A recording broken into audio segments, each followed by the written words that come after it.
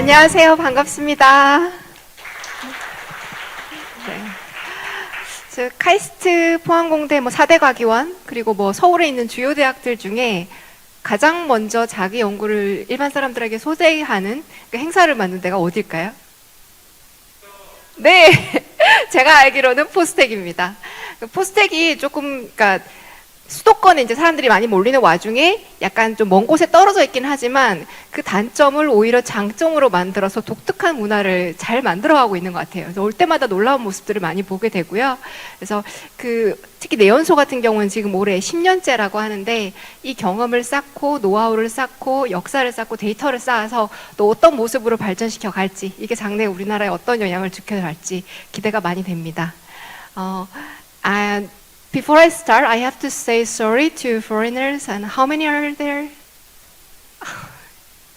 Okay, I'm sorry. I prepared my presentation in Korean. So if you're interested, who should? If you contact the organizer, yeah. Did you see him? Okay, you guys see him? Okay, contact him, and I'll summarize it and make it translate it into English and send out to you. Okay, I'm sorry for this.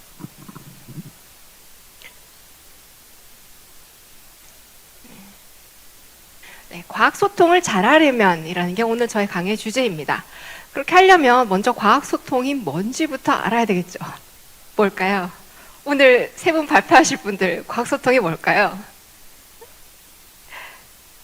제일 많이 들어본 말이 아마 과학기술을 대중들에게 쉽고 재밌게 설명할 수 있는 것이라는 말을 들었을 겁니다. 어쩌면 아마도 높은 확률로 중학생도 알 수 있을 만큼이라는 말을 들었을지도 모르겠어요.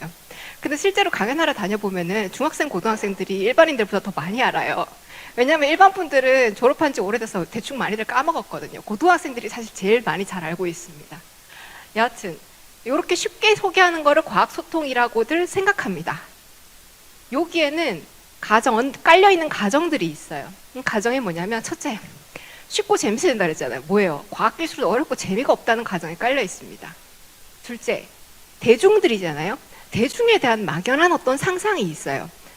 우리나라에 5,100만이나 되는 사람들이 있는데 그 많은 사람들이 대충 이러이러할 것이다라는 가정을 가지고 있어요. 그리고 쉽고 재밌어야만 이 사람들이 볼 거고 쉽고 재미있는 컨텐츠란 이런 것이다 라는 가정을 가지고 있습니다. 근데 많이들 이렇게 믿는 거는 가정에 따라서 컨텐츠를 만들면 어떻게 될까요? 많이들 예상하는 컨텐츠밖에 못 만들어요. 뻔하고 식상하고 조금 촌스럽게 되죠. KTX, 저도 오늘 KTX 타고 내려왔는데요. KTX 같은 데서 보기 쉬운 지자체 광고들, 지자체 축제 행사들이랑 비슷하게 됩니다. 저 안 보고도 알 수 있어요. 지역 풍경을 바라보고 있는 한 20대 정도의 여성이 한번 나올 거고요. 중간에 20대 애들이 춤추는 장면, 10대 애들이 춤추는 장면 한 번쯤 나올 거고요. 불꽃 몇 번 터져줄 거고 이렇게 할 겁니다. 굉장히 다른 지역인데 지자체 광고 영상은 놀라울 만큼 똑같아요. 보고 나면 내가 무슨 영상을 봤는지 기억이 안 나죠. 그렇게 돼요. 그래서 우리가 해야 될 거는 뭐냐면 그 말의 이면이 진짜 그런가, 이 어썸션들이 정말인가를 먼저 따져봐야 될 것 같아요. 첫째, 과학기술은 어렵고 재미가 없다. 그런가요? 재미가 없지 않죠? 뭔가 재밌는 게 있어서 거기에 뭔가 나를 끌어당기는 뭔가가 있어서 우리는 과학기술 전공으로 정했고 나는 곧 죽어도 이걸로 먹고 살 거야 하고 연구까지 하고 계시고 박사가 되시고 교수님도 되신 분들도 지금 여기에 계십니다. 그죠? 둘째, 대중은 뭐뭐뭐뭐한 사람들이다라는 가정을 가지고 있어요. 그리고 사실은 이게 굉장히 중요한 부분입니다. 우리는 과학소통을 얘기할 때 과학에 꽂혀서 소통을 잊어버려요. 근데 진짜 중요한 거는 과학소통에서 소통이라는 부분입니다. 그럼 소통이라고 하는 거는 뭐 하는 거냐? 내가 원하는 방향으로 상대방의 생각이나 행동, 감정을 바꾸기 위해서 뭔가를 이렇게 주고받는 과정을 말합니다. 뻔한 얘기 같죠? 근데 이게 들어가면 쉽지가 않아요. 왜냐면 내가 원하는 방향으로 끌어오려면 먼저 이걸 알아야 되거든요. 요걸 알기가 어렵습니다. 우리는 살면서 굉장히 서로 다른 곳을 지나고 서로 다른 것을 먹고 서로 다른 사람을 만나고 여러 가지 다른 경험을 하고 감정을 느끼면서 살아왔어요. 그 모든 것들이 조금씩 우리의 뇌를 바꾸어 왔고 그러다가 보면 우리는 어떤 세상에 대해서 저마다 다른 하나의 모델들을 갖게 됩니다. 여기 강화학습 하신 분이 오늘 발표자 중에도 계시던데 공부를 하신 분이라면 아시겠죠? 모델 베이스드 러닝이 모델 머릿속에 세상에 대한 표상, 세상은 이런 곳이다라는 걸 하나씩 우리 마음속에 가지고 우리는 살아가고 있죠. 그래서 한 사람 한 사람이 비유적으로가 아니라 저는 강화학습 연구자인데요. 머리부터 발끝까지 믿습니다. 한 사람 한 사람이 하나의 세계라고 믿어요. 그러면 한 소통이라고 하는 거는 그냥 내가 너랑 누구랑 이야기하는 게 아니에요. 하나의 세계가 다른 세계랑 만나는 과정입니다. 그래서 내가 한 세계만 바꿀 수 있어도, 한 사람만 바꿀 수 있어도 하나의 세계를 바꾸는 과정이 돼요. 그럼 우리는 과학 소통을 한다고 할 때 처음부터 막 욕심을 가지고 시작합니다. 나는 이런 내용을 알고 이런 걸 하고 있으니까 아주 많은 사람들한테 이 내용을 전달해서 클릭수도 많이 받고 좋아요도 많이 받고 댓글도 많이 받고 뭐 반응을 많이 받으려고 해요. 그 말은 뭐예요? 나라고 하는 한 사람이 굉장히 많은 사람들의 생각과 마음과 태도와 뭔가 가치관을 바꾸는 거를 되게 쉽고 당연하게 생각한다는 거예요. 나도 하나의 사람이고 그 사람들도 하나의 사람인데 말이죠. 그래서 시작은 나도 한 사람이고 상대도 한 사람이니까 내가 한 사람만 바꿔도 그 한 사람의 감정이나 태도나 생각만 바꿔도 성공한 것이고 그거 하나가 결코 작은 게 아닌 것이라고 생각을 하고 시작을 해야 된다고 생각합니다. 그래서 대량 생산, 대량 유통의 시대는 지났죠. 더 이상 공중파 방송 보지 않습니다. 내 취미에 맞춰서 유튜브 프로그램 찾아가지고 보고 있죠. 그래서 한 사람한테 바꾸기 위해서 거기에 맞춘 컨텐츠야말로 여러 사람한테 맞춘 컨텐츠라고 저는 생각합니다. 그러려면은 어떻게 해야 되냐면 그 사람을 먼저 이해해야 돼요. 그 사람의 생각, 이 사람이 뭘 생각하고 있는지, 뭐 어떤 내가 관심을 갖고 있는 주제에 대한 입장이 뭔지, 감정이 뭔지, 좋은지 싫어한지 필요한지, 예를 들어서 화학물질 같은 경우에 우리가 생각하는 화학물질의 범주와 그 사람들이 생각하는 화학물질의 범주, 우리가 생각하는 화학물질에 대한 감정과 그 사람이 가지고 있는 감정이 다르죠. 그 다음에 이 사람이 살아갈 때 어떤 문제들을 겪고 있는지, 뭘 만지고 어떤 행동을 하고 몇 시에 뭘 먹고 이런 걸 하고 있는지, 그 다음에 입장이 뭔지부터 시작을 해서 내 거 먼저 꺼내지 말고요. 상대방 가려운 것부터 긁어줘야 돼요. 상대방 가려운 것부터 긁어주고 나서 그 다음에 상대방이 이미 알거나 모르거나 잘못 알고 있는 것들을 다 끌어안고 활용할 수 있습니다. 그걸 활용해서 한 걸음씩 같이 디뎌서 가는 것이 소통이 됩니다. 우리는 보통 과학 소통이라고 할 때 지식을 전달하는 것만 생각을 해요. 그래서 저 사람이 뭘 모르는지 뭘 잘못 알고 있는지에만 관심을 가지려고 합니다. 근데 실제로는 이 사람들이 알고 있는 것도 되게 중요하거든요. 그래서 저는 예를 들어 설명을 할 때 제가 모든 분야를 알지는 못하지만 제가 아는 범위 내에서는 이 사람이 뭐 기계공학 전공자냐, 자연과학자냐, 아니면 역사학자냐 거기에 맞춰서 최대한 내가 아는 것을 가져다가 그 사람이 아는 것을 동원해서 그 사람이 아는 것을 비유로 사용을 해서 설명을 하려고 노력을 합니다. 모르는 거는 뭐 같이 채워가면 되고요. 잘못 알고 있는 것도 괜찮습니다. 예를 들어 도파민, 요즘 뭐 도파민 중독이라는 말 많이 듣는데 도파민 연구자인 제가 들으면 참 할 말이 많아요. 네, 그런 것도 나쁘게 생각하지 말고요. 좋아, 관심이 늘어났어? 그럼 이 관심을 가지고 같이 가자. 같이 바꾸는데 활용해 가면 됩니다. 특히 오해는 정말 좋은 점이 뭐냐면요. 이미 사람들 사이에 널리 퍼져서 삶을 바꾸고 있는 알미예요. 알미 삶을 바꾸기까지는 쉽지 않거든요. 근데 이미 알을 바꾸는 삶이 있어. 그러면 그 알만 바꿔주면 삶을 바꾸는 것으로 훨씬 더 수월하게 연결될 수가 있습니다.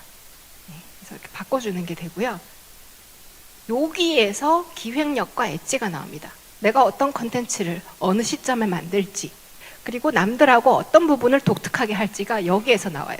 이걸 얼마나 잘 읽어내고 이걸 얼마나 못하는 건지에 따라서 내 이렇게 독특한 엣지가 나오게 됩니다. 그래서 저는 옛날에 책 쓰거나 칼럼을 쓸 때는 제가 원래 SNS 그렇게 좋아하지 않거든요. 근데 일부러 많이 봤습니다. 댓글도 많이 보고. 그래야 사람들이 뭘 생각하고 요즘 뭐에 관심이 있고 뭐 이런 거를 파악할 수가 있으니까요. 그리고 이런 것들의 경우에는 상대방을 아는 게 단숨에 바로 알 수는 없잖아요. 온라인에서 보고. 그래서 기회가 닿는 대로 사람들하고 얘기를 해보면서 이 사람을 알아갈 수 있는 기회를 계속해서 축적하고 쌓아가는 과정이 필요합니다. 그리고 나의 동기와 감정도 중요하죠. 지금 여기 나와 계신 분들도 있고 오늘 여기 강연을 들으러 오신 분들도 있고 이 과학소통을 통해서 나는 혹은 내가 속한 조직이나 사회는 뭘 얻고 싶은가? 뭔가 있을 거예요, 막연하게. 그래도 그걸 한 번이라도 정확하게 생각해보고 써본 거랑 다르죠. 그걸 알고 싶은가? 그리고 나는 사람들하고 뭘 나누고 싶은가? 뭔가 내한테 있는데 그 중에 뭘 나누고 싶은가?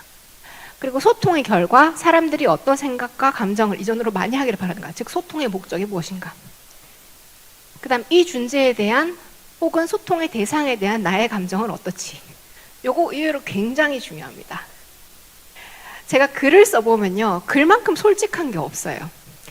주제에 대한 나의 감정이 편하지 않고 화가 섞여 있잖아요. 그러면 글에 그 화가 드러나요. 숨기고 싶어도 반드시 드러나고 그게 글을 좀 유치하게 만들어요. 그리고 읽는 사람이 편안하지 않게 만들고. 그래서 뭔가 소통하고 정하기를 전하기 전에는 먼저 소통에 대한 감정, 소통하는 대상에 대한 내 감정을 정확하게 이해하고 이걸 먼저 편하게 만들어 놔야지만 전달력이 좋은 컨텐츠가 나옵니다. 네. 그럼 이걸 하나로 합쳐서 과학소통에 적용하면 이렇게 됩니다. 상대방한테서 컨텐츠는 출발을 해요. 근데 그 이전에 내가 가지고 있는 컨텐츠가 있을 거예요. 그럼 이 컨텐츠를 바로 그대로 내놓을 수는 없고 나의 동기도 이제 동기이자 특색이라고 할 만한 것도 목적, 흥미, 관심, 감점, 입장 이런 것들을 품고 있다가 상대방한테서 어떤 게 있는지를 계속 보는 거예요. 보다가 요거랑 연결이 잘 될 만한 게 보인다 싶으면은 그 두 가지를 연결을 해서 컨텐츠를 만들고 나의 목적으로 결론이 이어질 수 있도록 컨텐츠를 작성을 해 나가는 겁니다. 이렇게 나가면 이게 무슨 소린가 싶을 텐데 잠깐만요. 형식에는 구애받을 필요가 없어요. 논문 첨본 자료가 옛날에는 피겨만 들어갈 수 있었지만 최근에는 동영상, 코드, 시뮬레이션 같은 걸로 다양해지듯이 전달만 잘 되면 돼요. 그래서 여러분은 요 세 가지를 염두에 두고 요 세 가지를 최대한 잘 전달할 수 있는 포맷을 찾으면 됩니다. 근데 처음부터 이렇게 얘기하면 막연하잖아요. 그러면 어떻게 하면 되냐면 요 틀을 가지고 내 취향에 맞는 유튜브, 내 취향에 맞는 칼럼을 찾으세요. 그리고 칼럼을 그냥 읽지 말고 칼럼의 문장, 유튜브의 화면 하나하나, 코멘트 하나하나를 요 틀을 가지고 분석을 해보세요. 마치 여러분이 논문 쓰는 거 처음 배울 때 잘 쓴 논문 찾아가지고 분석하듯이. 그렇게 하다 보면은 나한테 맞는 스타일을 찾으실 수 있게 될 겁니다. 그렇게 한번 나한테 적용을 해서 해보고 조금 마음에 안 들면 또 비슷한 거 찾아가지고 따라해보고 이런 거를 반복해 가시면서요. 그리고 한 가지 끝으로 알아두셨으면 싶은 게 있는데요. 콘텐츠의 제작과 유통은 다른 문제입니다. 거의 모든 것의 역사라는 책이 있어요. 과학과 사회의 여러 장면들을 다룬 그 책인데요. 거기 보시면 알 수 있을 거예요. 좋은, 훌륭한 연구를 발명한 얼마나 많은 사람들이 이름이 알려지지 않고 못 찾는지. 그래서 내가 콘텐츠를 아무리 잘 만들었다고 해도 그거를 잘 유통시키는 거는 별개의 문제예요. 그래서 내가 잘 만든 콘텐츠를 유통도 잘 시키고 싶다. 그러면 논문 고를 때 가짜 학회 같은 데 안 내고 가짜 저널을 안 내고 엉뚱한 주제 저널을 내지 않는 것처럼 내가 원하는 콘텐츠를 어디에 실을지를 전략적으로 잘 분석해서 고르셔야 됩니다. 그리고 출판사 같은 경우에도 보면은 책은 공들여서 쓰지만 마케팅에는 상대적으로 관심을 기울이지 않거나 관심을 기울이도 역량이 부족한 출판사들이 없지 않거든요. 그래서 그런 것들을 고려를 해서 이걸 고르셔야 되고요. 그 다음에 논문이 검색어에 잘 걸리려면 뭐 앱스트랙트, 키워드, 제목 이런 거 잘 쓰셔야 될 테고 요즘 컨텐츠에서는 제목이나 태그 같은 것도 잘 활용을 하셔야 되고요. 그 다음에 사람들의 관심과 동향, 시기들을 잘 살피면서 내 컨텐츠를 올려야 됩니다. 근데 과학 컨텐츠는 여러분 준비해 보신 분들은 알겠지만 이거 3분짜리 준비하는데도 굉장히 많은 시간이 걸려요. 그죠? 네. 게임 그 콘텐츠 만들고 화장 콘텐츠 만들고 이런 거에 비해서 시간이 훨씬 더 많이 걸립니다. 그럼 어떻게 이 시기를 맞출 것이냐? 미리부터 하고 있어야 돼요. 그 여러분 연구자면 H인덱스라고 내 인용지수 같은 거에 관심이 있으실 수 있는데 그거 빌드업 하시는 것처럼 인지도를 꾸준히 빌드업해 가셔야 됩니다. 예를 들어 내가 어떤 행사 전에 내가 어떤 유명한 중요한 컨텐츠를 내고 싶다. 그러면 최소 한 달에서 2달 전부터 비슷한 컨텐츠를 내면서 인지도를 꾸준히 빌드업하고 계셔야 돼요. 그래야 그 막상 내가 중요한 시기가 딱 왔을 때 포텐이 빡 터져가지고 글이 여러 군데로 이렇게 나갈 수 있는 시기가 맞춰질 수 있습니다. 그래서 제작만 잘한다고 해서는 안 되고 제작과 유통을 별개로 고려해서 거기에 맞게 다른 전략을 작성하셔야 이런 콘텐츠를 나눌 수 있다라고 말씀을 드리겠습니다. 네, 제 콘텐츠는 여기까지고요. 여러분의 발전을 기원합니다. 고맙습니다.